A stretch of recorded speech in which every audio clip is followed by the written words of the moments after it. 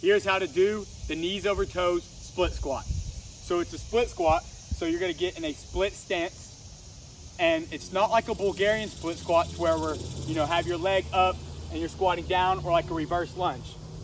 We want to stick our knee past our toe as far as possible. So you get in that split stance, you wanna keep a tall posture, squat down, sticking that front knee past the toes as far as possible. Chest stays tall, this back leg stays straight.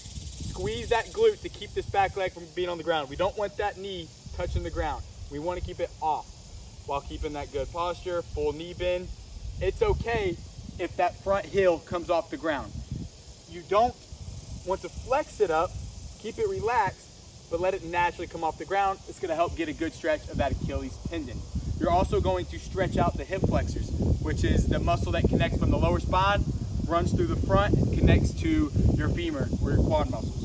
So it's gonna help open that out just from doing excess sitting, work, driving, what have you. Those get really tight and can cause low back pain. So the split squat is going to help stretch that front part of the hip. It's also going to strengthen this knee joint and your vastus medialis oblique, your VMO muscle, which is part of your quad. And it's gonna help with balance, stabilization, ankle mobility, and good posture.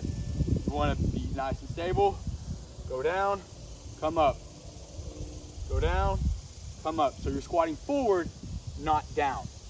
If you are unable to perform the split squat flat on the ground with no assistance needed, then elevate that front foot. If we place our foot on a higher surface, it's much easier getting in that full knee bend. You always want to train this exercise in the full range of motion. I don't want to see you do it on the flat ground and this is all you're able to go right here, like that. You're not doing it correctly. That means we need to elevate that front foot to where we train pain-free, full range of motion, and then over time, you slowly lower the surface to where you can do it on the flat ground. Once you progress to doing it on the flat ground with clean form, feel free to add weight to it. You can have dumbbells in each hand or just in one hand.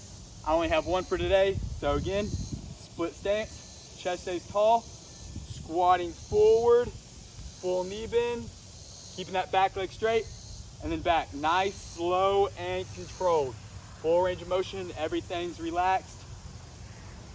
Just like that. Of course, you'll do the same thing for the other leg as well. Whenever you're doing it on the elevated surface, please feel free to hold onto a pole or hold onto the wall for balance, because balance is a huge important factor to this exercise. When it comes to positioning that back leg, you just have to find that comfortable middle ground. So when we're in the split stance, if this back leg is up like this, then there's too much pressure on our knee and we can't perform the rep.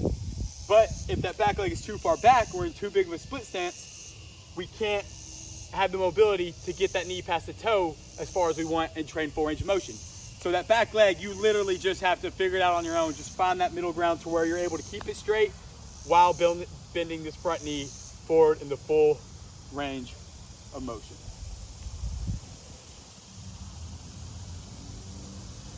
There you go. That's a knee over toe split squat.